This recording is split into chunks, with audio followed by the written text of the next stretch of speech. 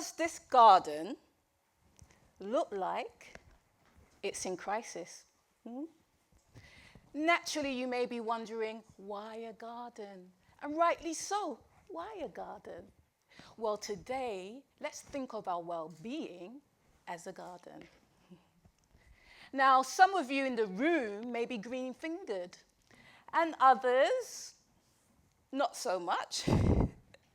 But for those who are, you'll know that a well-kept garden takes consistent care and attention. Over the next few minutes, I will reveal how we can go beyond crisis management to nurturing intentional habits that lead to lifelong well-being. Many people, particularly those I see in my practice as a psychologist, come to us because they are in crisis. And understandably so. We are there to provide support in such times. And I consider it a great honor to walk alongside someone, helping them to navigate through their toughest moments. But what if I told you that there's more to maintaining our well-being than seeking help in the midst of crisis? And what if I told you that by being intentional with our daily habits, we could better manage, better cope, and perhaps even provide some ease to the burdens of these challenges? Now, at this time, it's important for me to acknowledge that some crises are simply unavoidable and are completely beyond our control. These experiences can be incredibly heavy and incredibly tough to carry. But with our intentional actions, some challenges can be softened and navigated with greater ease. I often tell my clients when dealing with some challenges beyond our control to imagine going shopping for all the items on their very full shopping list. These items you have no choice but to get all at this time. The ease of carrying these shopping bags really depends on how we organize them. If we put all the heavy items in one bag, of course, it becomes very difficult to carry. But if we spread the weight evenly, it becomes more manageable. Well, just like carefully organizing our shopping bags, intentional habits can help us to balance life burdens, manage stress, and prevent overwhelm, leading to better emotional health and mental well-being. Another metaphor I often use involves thinking about the rain. We all know about the rain, right? Yes, it's essential for life, absolutely. But it can also be a challenge. Has anyone ever been caught out without an umbrella and got completely soaked? Or maybe, perhaps, you enjoy dancing in the rain. Regardless of your experiences with rain, there are times when we can step out in a light drizzle without any protection and be just fine. Other times we need an umbrella. And then there are those downpours where we need a whole kit. Umbrella, raincoat, and even those wellies. Well, looking after our mental well-being is similar. Some days a little self-care goes a long way, while other days we need all the support we can get. The key is to first recognize the intensity of the rain we are experiencing and then be intentional about what you need and when you need it.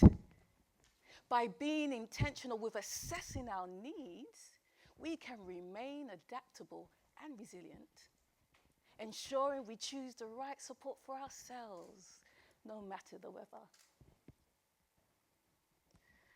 Now, our emotional wounds can be very difficult to address and be intentional with because, well, they're invisible. Unlike our physical wounds, they are not always apparent to others, and at times, not even to ourselves, yet they are just as essential to care for. how we tend to these invisible wounds is vital.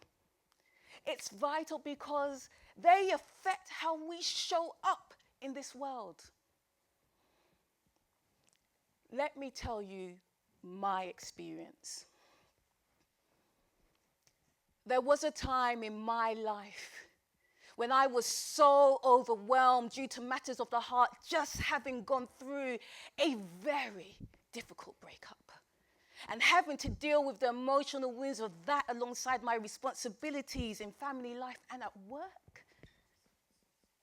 I felt like I was just treading water, and to be quite honest, doing my best to simply not sink. One day, in a moment of deep introspection, I asked myself, how did I arrive here? This question provided a valuable opportunity for me to simply pause and reflect, nurturing my well-needed, very much needed self-compassion. In that moment, I realized, just as when carrying a heavy shopping bag filled with items I had no choice but to carry. No choice. I needed to be more patient and kinder to myself.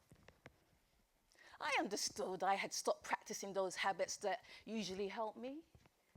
My emotional wounds, though invisible, needed a full kit of self-care practices, just like the kit required in a heavy downpour of rain.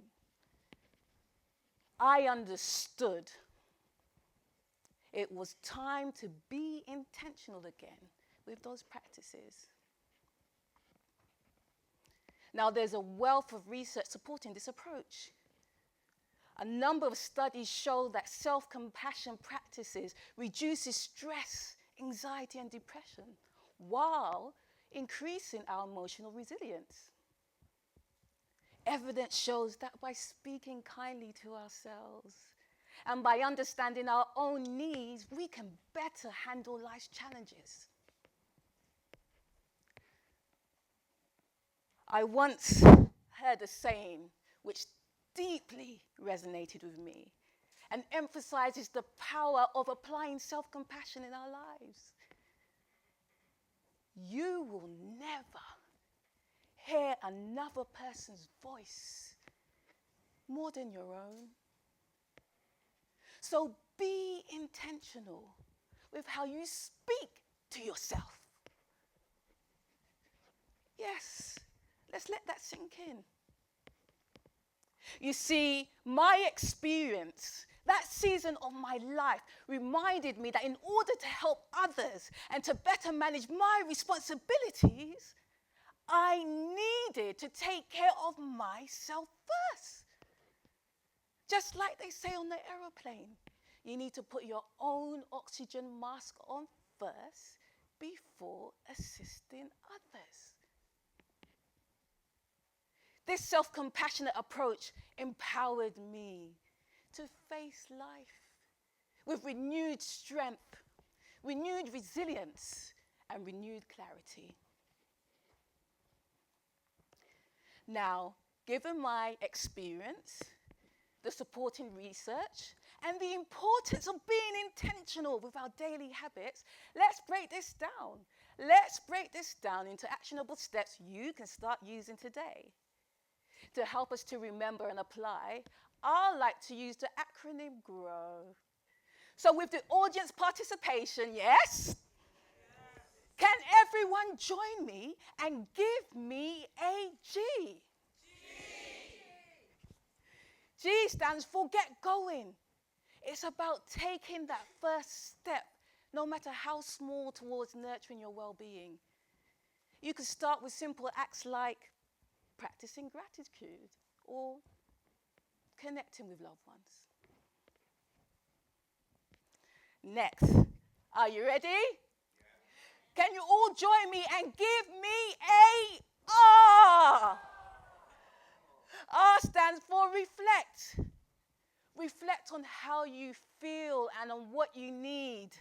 Ask yourself those important questions like, how did I arrive here? And what do I need right now? To help with this, consider journaling your thoughts, slowing down, or simply just be more mindful every day. Now, here we go. Can you all join me and give me an O? O stands for organize. Organize your thoughts and actions to support your well-being. Plan your self-care activities. Engage and set aside time for things that nourish your mind, body, and soul. Learn a new skill or revisit a skill you haven't practiced in a while. And finally, can everyone join me and give me a W? W stands for work on it. Be persistent and consistent in your efforts. Remember, just like tending to a garden, nurturing your mental well-being requires ongoing effort and attention. By following these steps, you'll realize that you are growing. Yes, just like a well-kept garden, your intentional habits will help you to flourish and thrive. Now, as we bring this talk to a close, going beyond crisis means embracing intentional habits that promote lifelong well-being. By tending to your very own personal garden, and by practicing self-compassion, you can build resilience and live fuller and happier lives. I challenge you today to take small intentional steps daily towards a healthier mind and body. Together, we can grow and create a world where well-being isn't just a reaction to crisis, but a way of life. Thank you.